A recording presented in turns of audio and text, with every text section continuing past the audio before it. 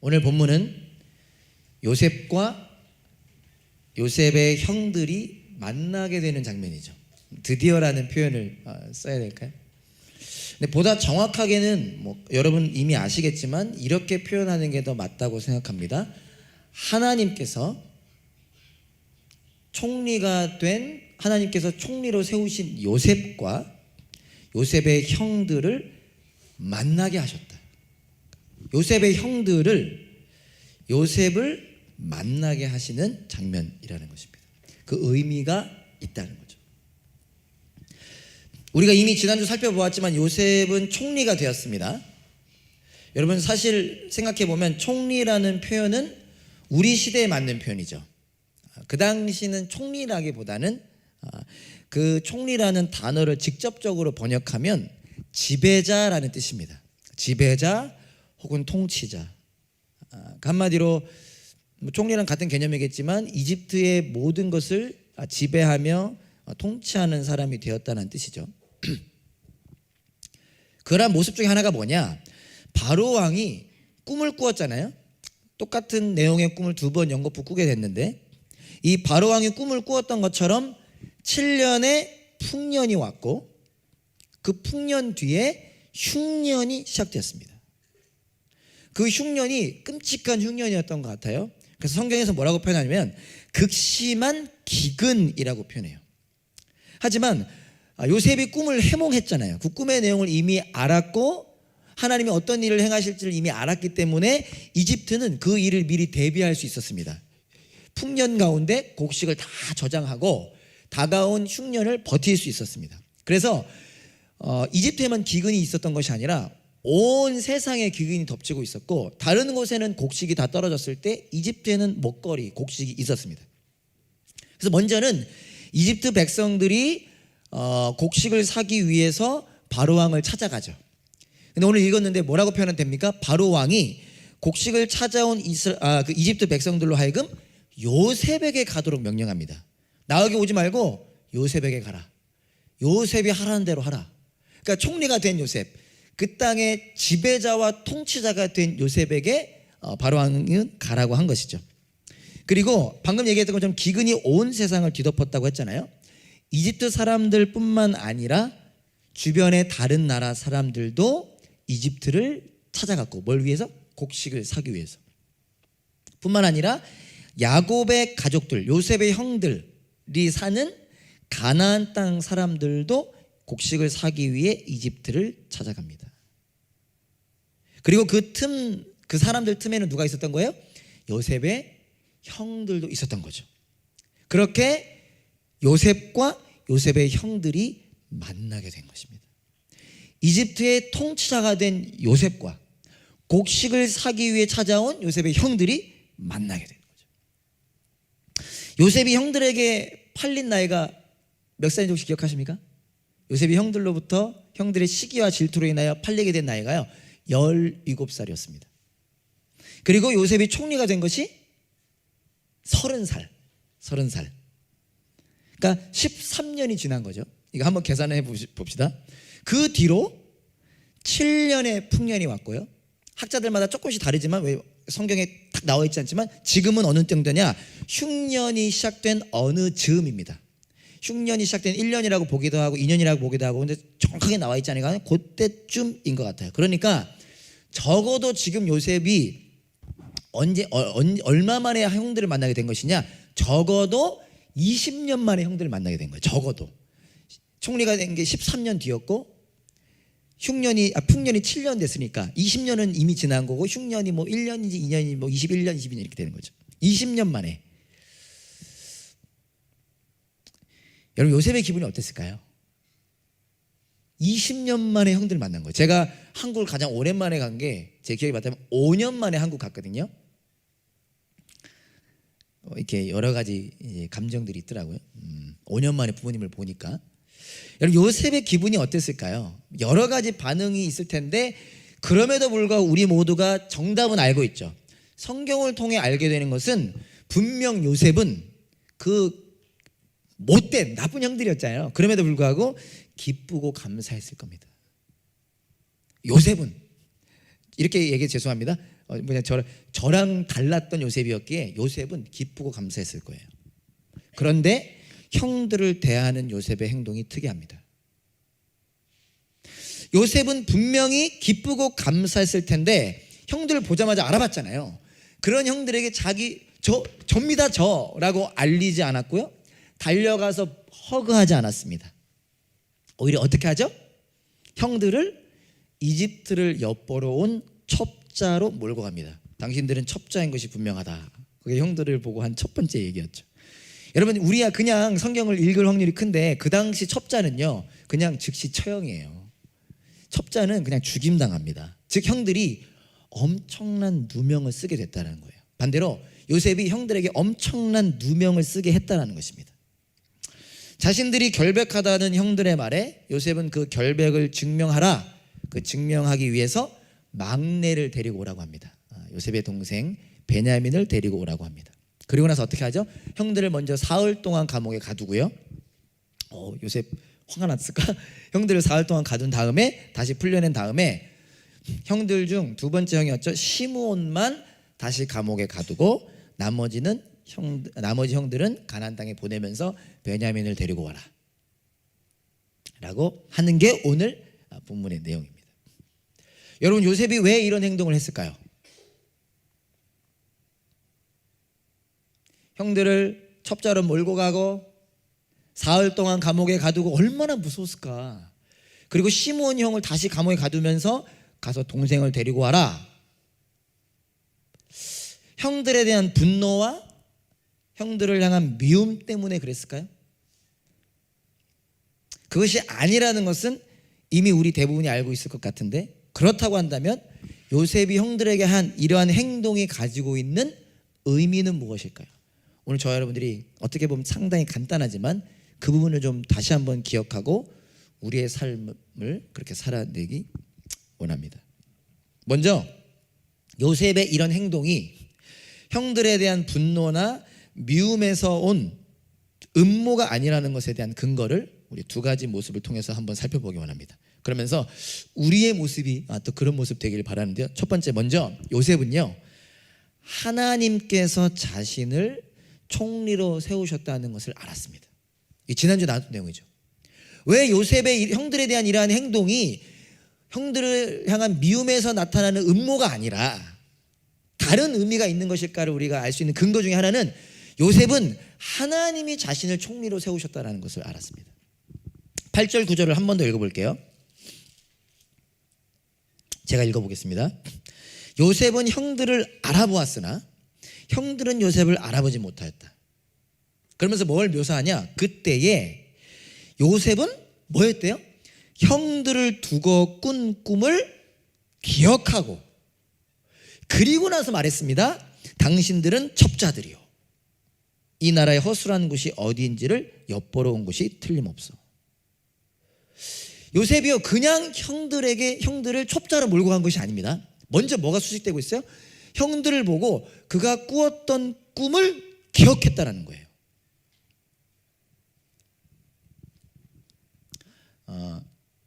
한번 생각해 보세요.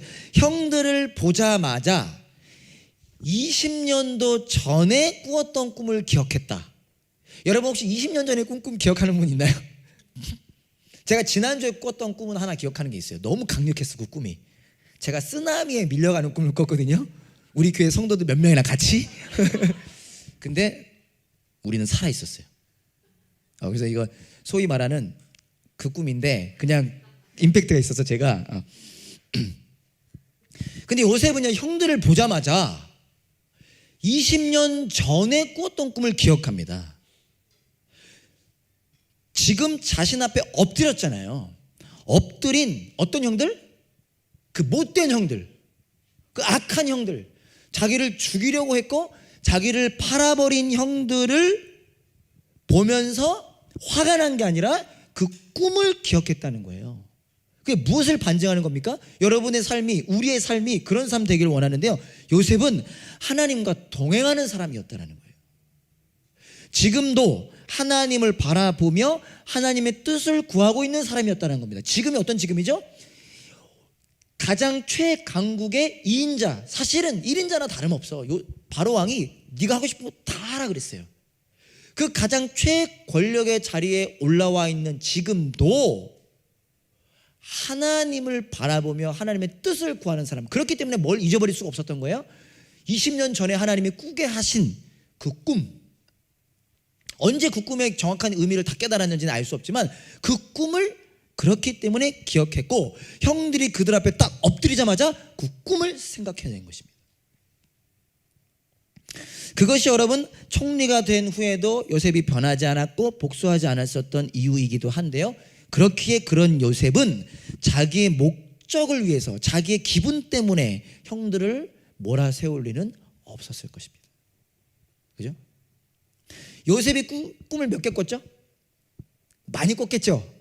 근데 성경에 나온 건 두 가지의 꿈을 꿉니다. 기억나시나요? 쟤도 기억나죠? 괜찮아요. 갑자기 물어보면 뭐 나도 모르죠. 근데 기억은 납니다. 두 가지 꿈을 꿨어요. 하나는 뭐죠? 형들의 그 곡식을 베고 난 그 단이, 형들의 단이, 곡식 단이 자기에게 절을 하는 거였습니다. 근데 그 꿈은 성취가 된 거죠. 지금 형들의 단이 자기에게 절했는데 지금 형들이 와서 자기에게 절했잖아요. 근데 또 하나의 꿈이 있었습니다. 다른 하나의 꿈은 뭐죠? 해와 달과 별들이 자기에게 절하는 거였어요. 근데 성경이 뭐라고 묘사하냐? 해와 달과 별 11개가 뭐죠? 아버지, 어머니, 그리고 형들은 10명이잖아요. 근데 왜 별은 11개죠? 이게 안 된다.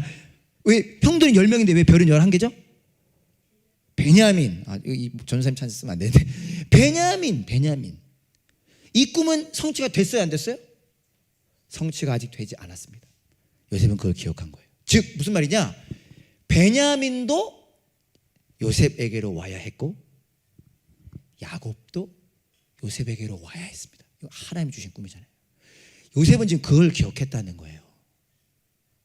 그 순간에 성경에 자세히 기록되고 있지 않지만 첫 번째 꿈이 이루어지는 그 순간에 하나님의 꿈을 기억하면서 베냐민도 오겠구나, 야곱도 오겠구나, 그것을 기억한 요셉이기 때문에 요셉은 지금 자기의 목적 때문에, 자기의 화남 때문에, 자기의 기분 때문에 형들을 첩자로 몰아세우는 것이 아니라 하나님의 뜻을 구하면서, 하나님의 계획을 구하면서 그 뜻에 순종하고 있는 것이라는 것입니다. 이해되시죠? 그게 우리의 삶이 되길 바라는 거예요. 두 번째, 요셉의 그러한 행동을 또 증명하는 것, 두 번째는 뭐냐면 요셉은 형들을 진심으로 위하고 있다는 것입니다. 이게 성경에 나타나고 있습니다. 23절 24절 한번 읽어보겠습니다. 23절 24절, 그들은, 요셉의 형들을 말하죠, 요셉이 통역을 세우고 말하였으므로 자기들끼리 하는 말을 요셉이 알아듣는 줄은 전혀 알지 못했다. 지금 형들이 첩자로 몰리는 상황 가운데 자기들끼리 막 말을 하는데 자기네 나라 말, 히브리 말로 했을 거 아니에요. 근데 요셉은 지금 이집트 말로 하고 있을 거 아닙니까? 그러니까 통역을 세웠으니까 어쨌든 그런 의미죠. 그러면 24절에 그것을 듣다 못한 요셉은 그들 앞에서 잠시 물러가서 울었다. 다시 돌아온 요셉은 그들과 말을 주고받다가 그들 가운데서 시몬을 끌어내어 그들이 문 앞에서 끈으로 묶었다. 첩자로 몰리는 상황 가운데 형들은 과거에 자신들이 요셉에게 저질렀던 잘못된 행동에 대해서 이야기합니다. 이 말을 들은 요셉은 잠시 물러가서 우는데요, 여러분 이 눈물의 의미는 무엇일까요? 그때가 떠올라서 막 화가 나서 화를 못 참고 우는 눈물이었을까요? 형들을 진심으로 용서한 것입니다. 인간적으로는 도저히 용서할 수 없을 것 같은 그 형들의 못된 행동과 마음을 하나님 안에서 진심으로 용서한 것입니다. 참 쉽지 않죠. 나라면 가능했을까? 근데 그것이 하나님의 은혜의 능력이라는 거예요. 우리가 그걸 갈망하기 원합니다. 나중에 형들에게 무슨 말을 하는지 아시죠? 창세기 45장 5절에 보면요, 기가 막힌 말을 합니다. 이런 말을 합니다. 벌벌 떠는 형들 앞에서 그러나 이제는 걱정하지 마십시오. 자책하지도 마십시오. 형님들이 나를 이곳에 팔아 넘기긴 하였습니다만 그것은 하나님이 형님들보다 앞서서 나를 여기에 보내셔서 우리의 목숨을 살려주시려고 그렇게 하신 것입니다. 기가 막힌 말씀 아니에요? 형들이 판 거잖아요. 근데 하나님이 보내셨다. 를 깨달은 요셉이기에 그의 실력, 그의 능력, 그의 의지가 아니라 그 하나님의 능력, 하나님의 마음을 통하여 요셉은 형들을 진심으로 용서할 수 있게 되어졌다라는 것입니다. 그런 요셉이요, 어떤 행동을 하느냐? 형들이 가나안 땅으로 돌아갈 때 곡식을 지금 사러 온 거잖아요. 그래서 곡식값으로 지불한 그 돈을 다시 그 자루에 집어넣게 합니다. 곡식도 집어넣으면서 다시 그 돈도 덜어놓게 해요. 형들이 그걸 나중에 가다가 보고 깜짝 놀라죠. 우리가 분명히 돈 냈는데 이게 다시 있네. 어떡하지? 근데 이 행동도 형들을 책잡기 위한 행동이 아니었습니다. 그 뒤부터 창세기 43장부터 다시 읽어보잖아요. 뒤에 이어진 이야기들 읽어보면 요셉은 그 돈에 대해서 한 번도 언급하지 않습니다. 그러니까 형들이 곡식값으로 지불한 돈, 요셉이 다시 집어넣게 한 그 돈에 대해서요, 한 번도 언급하지 않습니다. 자루에 돈을 도로 넣은 것뿐만 아니라 어떤 행동까지 하죠? 형들이 가나안 땅으로 돌아가는 길에 먹을 수 있는 곡식까지 주게 합니다. 무엇을 반증하죠? 요셉의 형들을 향한 사랑의 마음. 돈도 다시 주고, 심지어 그 며칠이 걸렸을지 모르겠어요. 일주일 이내에 갈 수 있는 거리인데 그 가는 동안에 먹을 수 있는 곡식까지 주었다라는 것은 형들을 용서했을 뿐만 아니라 진심으로 생각하고 사랑했다라는 증거입니다. 즉 지금 요셉은 뭐예요?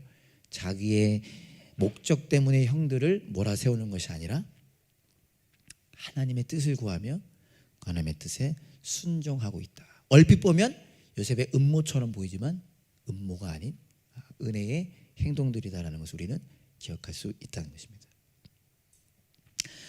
요셉의 행동이 형들에 대한 분노나 미움 때문이 아니라는 근거들을 우리가 두 가지를 통해서 살펴보았는데요. 더 많지만 그렇다면 요셉은 왜 이런 행동을 했을까요? 왜 형들을 첩자로 몰아세우고, 왜 형들을 감옥에 가두고 시몬을 볼모로 보냈을까요? 이 요셉의 행동이 요셉을 통해 나타나는 모습이 가지고 있는 의미는 무엇일까요? 여러 가지가 있을 수 있겠지만 우리가 오늘 한 가지 기억하고 싶은 것은요, 오늘 본문은 어떤 내용이냐? 요셉의 형들이 회복되어 가는 장면입니다. 다르게 말하면 하나님께서 요셉을 통하여 요셉의 형들을 회복시키시는 장면이라는 것입니다. 그리고 그 은혜가 저와 여러분들에게도 있음을 기억하자는 것입니다. 오늘 제목이 뭐였죠? 요셉에게로 가다. 늘 얘기하죠. 제목을 그냥 정하지 않습니다. 물론 더 멋지게 뭐 이렇게 할 수도 있지만 의미를 담아서 하는데, 요셉에게로 가다. 이집트의 바로 왕은 왜 그랬는지 모르겠어요. 곡식을 사러 오는 사람들이 자신에게 찾아오는 사람들이 자신이 아닌 요셉에게 가도록 명령합니다. 곡식 사러 왔어? 요셉에게로 가. 곡식 사러 왔어? 요셉에게로 가. 요셉이 시키는 대로 해. 다른 나라 사람들도 곡식을 사기 위해 요셉에게로 가게 되고요, 가나안 사람들 틈에 끼어온 요셉의 형들도 그래서 요셉에게로 가게 됩니다. 무엇이 나타나고 있는 것입니까? 하나님의 섭리. 하나님의 섭리라는 거예요. 하나님의 계획이라는 거예요. 하나님의 일하심이라는 것입니다. 세상의 눈으로 볼 때는 우연일지 몰라도 하나님께서 다 계획하신 거예요. 온 세상을 덮은 기근을 통해서, 바로왕의 통치와 지시를 통해서 하나님께서는 요셉의 형들을 요셉에게로 인도하신 것입니다. 여러분, 이집트가 얼마나 컸습니까? 형들이 곡식을 사러 와서 바로왕만 보고 갔을 수도 있고요, 아니면 다른 관리를 보고 갔을 수도 있습니다. 그런데 하나님께서는 요셉에게로 인도하셨다는 것입니다. 왜죠? 하나님이 하고자 하는 일이 있으신 거죠. 형들의 대화와 고백을 보면요, 형들이 여전히 너무나 연약하고 부족하고 악한 존재인 것이 드러나긴 합니다. 뻔뻔하게 자기들 말로 자기들은 순진한 사람들이라 그러고 자기들은 정직한 사람이라고 하는데 아니잖아요. 순진하지 않잖아요. 그게 어떻게 순진해요, 그죠? 어떻게 정직합니까? 그리고 심지어 요셉에 대해서 말은 하지만 자기들이 팔아놓고서 잃어버렸다라고 표현하잖아요. 여전히 너무나 연약하고 부족하고 악하기 그지없지만 그럼에도 불구하고 오늘 본문에서는 어떤 모습이 나타나느냐, 그런 요셉의 형들이 조금씩 변화되고 있음을 우리는 알 수 있습니다. 21절 22절 한번 볼까요? 아까도 읽었지만 제가 한번 더 읽어보겠습니다. 그들이 서로 말하였다. 그렇다, 아우의 일로 벌을 받는 것이 분명하다. 아우가 우리에게 살려달라고 애원할 때에 그가 그렇게 괴로워하는 것을 보면서도 우리가 아우의 애원을 들어주지 않은 것 때문에 우리가 이제 이런 괴로움을 당하는구나. 르우벤이 그들에게 대답하였다. 그러기에 내가 그 아이에게 못할 짓을 하는 죄를 짓지 말자고 하지 않더냐. 그런데도 너희는 나의 말을 들은 채도 하지 않았다.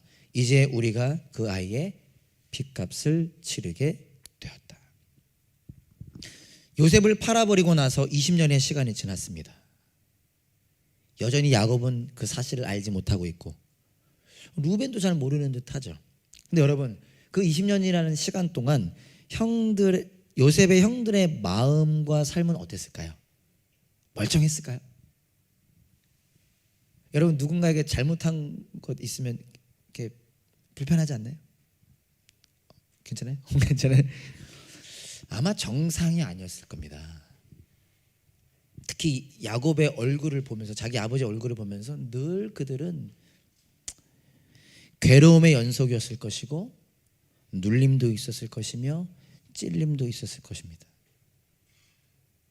그러나 그렇게 계속 살아왔어요. 그냥 그렇게 살아왔습니다. 어쩌면 그들의 악함 때문에, 어쩌면 그들의 연약함 때문에, 어쩌면 그들의 한계 때문에 계속 그렇게 살아왔어요. 그런데 그랬던 그들이 요셉에 의하여 첩자로 몰리는 상황 가운데, 사흘 동안 감옥에 갇히게 되는 상황 가운데, 베냐민을 데려오라고 하는 청청병력과 같은 소식 가운데 무엇이 시작되기 시작합니까? 우리가 과거에 동생이 했던 일을 언급하잖아요. 과거의 죄를 직시하고 이제서야 어쩌면 그 죄에 직시하고 그 죄를 뉘우치기 시작했다는 거예요. 그냥 눌림에서 끝나고 찔림에서 끝나고 마음속에만 담아두었던 그 죄의 문제를 그들이 직시하기 시작했다는 것입니다. 오해는 하시면 안 돼요. 오해할 분이 한 명도 없지만, 그러니까 우리도 요셉처럼 막 그렇게 누구에게 하자는 뜻이 아닙니다. 이건 특별한 얘기죠. 하나님이 요셉을 통해서 지금 어떤 일을 행하고 계시는지를 우리는 보자는 것이죠. 28절을 보면 그는 이것을 자기 형제들에게 알렸다. 뭘 알린 거예요? 형제 중에 한 명이 먼저 짐승에게 곡식을 주려고 자루를 풀었더니 돈이 그대로 있는 거 아니에요. 어떻게 이런 일이 있을 수 있을까? 그러면서 내가 낸 돈이 도로 돌아왔다. 나의 자루 속에 돈이 들어있어. 이 말을 들은 형제들은 뭐라고 표현됩니까? 얼이 빠진 사람처럼 떨면서 막 부들부들 떨었겠죠. 서로 쳐다보면서 한탄하였다. 그러면서 말합니다. 하나님이 어찌하여 우리에게 이런 일을 하셨는가? 여전히 연약합니다. 그럼에도 불구하고 어떤 모습이 나타나고 있죠? 첩자로 몰리는 상황 가운데 엎침대 덮침격으로 자신들이 낸 돈이 그대로 자루 속에 있는 것을, 어쩌면 자기들이 도둑과 같은 모습으로 처해졌음에도 상황 속에서 그들은 떨면서 한탄합니다. 이전의 한탄과는 조금 다른 것 같아요. 하나님이 어찌하여 우리에게 이런 일을 하셨는가? 여전히 연약한 고백일지 모르지만 이제서야 어떠한 모습이 나타나는 것입니까? 죄를 직시하고 뉘우치는 모습과 함께 하나님을 인지하기 시작하는 거죠. 어쩌면 성경에 자세히 나와 있지 않지만 그동안은 경외하지 않았고 의식하지 않았고 찾지 않았던 그 하나님, 그들이 궁지에 몰리자 그 하나님의 크심과 하나님의 일하심을 인지하고 깨닫기 시작한 것입니다. 이렇게 요셉의 형들이 조금씩 변하기 시작합니다.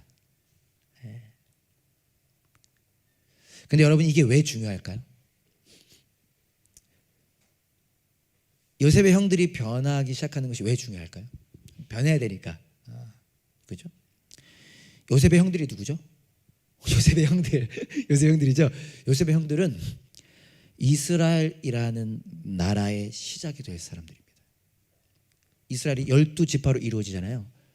그 12지파를 이루게 되는 시작이 될 사람들입니다. 즉 이스라엘은 어떤 나라죠? 하나님의 하나님 되심, 하나님 안에만 있는 그 은혜와 사랑과 복을 나타내고 전하는 통로가 이스라엘이죠. 근데 지금 형들은 어떤 모습입니까? 연약해요. 연약해도 이렇게 연약할 수가 없어. 악해도 이렇게 악할 수가 없어. 동생을 시기했고 그 시기를 이기지 못하고 팔아버리기까지 한, 처음에는 죽여버리고 싶어 했던 사람들입니다. 그런데 하나님께서 그들을 버리지 않으셨어요. 우리의 생각의 하나님이라면 이렇게 악할 수가 없잖아요. 어떻게 가망 없잖아요. 버리고 새로 시작해야지. 근데 하나님은 그들을 버리지 않으셨습니다. 포기하지 않으셨습니다. 그들에게 하신 약속을 여전히 기억하시고 지금도 그 약속을 실행하고 계셨다는 것입니다. 그리고 그 중에 하나가 뭐라고요? 요셉을 통하여 그 일을 계속해서 진행하시는 것입니다. 하나님의 방법으로 총리가 된 요셉을 통하여 그들을 회복시키시고 준비시키는 모습이 오늘의 모습이라는 것입니다. 요한복음 1장 10절 11절에 보면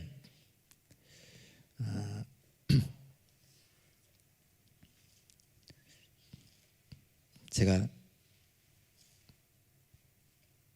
읽어볼게요. 요한복음 1장 10절 11절. 그는, 예수님을 말하죠. 그는 세상에 계셨다. 세상이 그 예수님으로 말미암아 생겨났는데도 세상은 그를, 예수님을 알아보지 못하였다.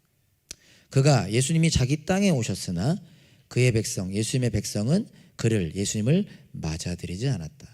여러분 잘 아시는 말씀이죠. 한번 기억해 봅시다. 세상이요, 예수님으로 말미암아 생겨났는데 세상은 예수님을 알아보지 못했습니다. 예수님이 자기 땅에, 그것도 자기 백성을 위해서 오셨는데 그 이스라엘 백성들, 우리는 예수님을 맞아들이지 않았다라고 말합니다.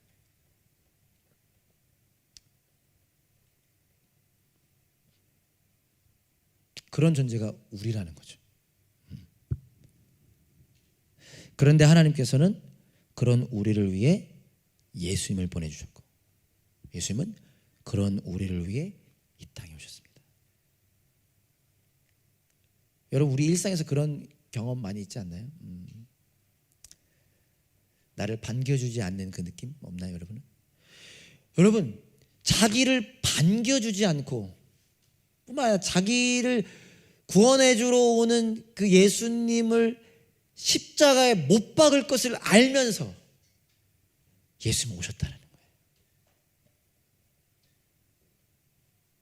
그 이유 중에 하나는 무엇입니까?